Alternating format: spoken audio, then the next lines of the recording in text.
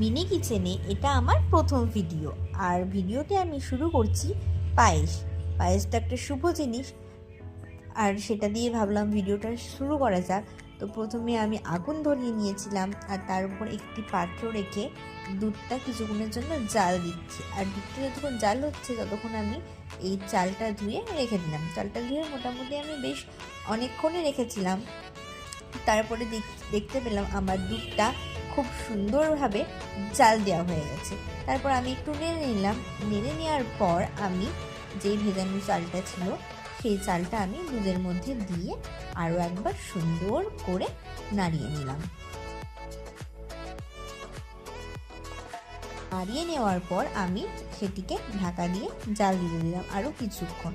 ঢাকনাটি খুলে আমি একটু লবঙ্গ আর একটু এলাচ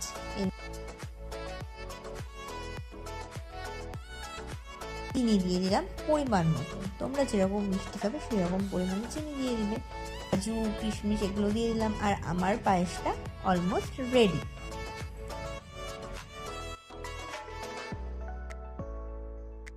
পায়েসটি আমি অন্য একটি পাত্রে তুলে নিচ্ছি। আর প্রথম পায়েস করেছি, ঠাকুরকে তো একটু দিতেই হবে, ঠাকুরকে না দিলে হয়? পরমান্ন ভোগ বলে কথা। সেই মতন আমি একটি পাত্রে পায়েস আর তুলসী পাতা দিয়ে ঠাকুরকে দিয়ে দিলাম। দেখতেও সুন্দর হয়েছে আর খেতেও সুন্দর হয়েছে। এরকম তোমরা যদি আরও ভিডিও চাও তো আমাকে কমেন্ট করতে পারো। ভিডিওটি ভালো লাগলে লাইক, কমেন্ট অ্যান্ড সাবস্ক্রাইব করে দিও। টাটা।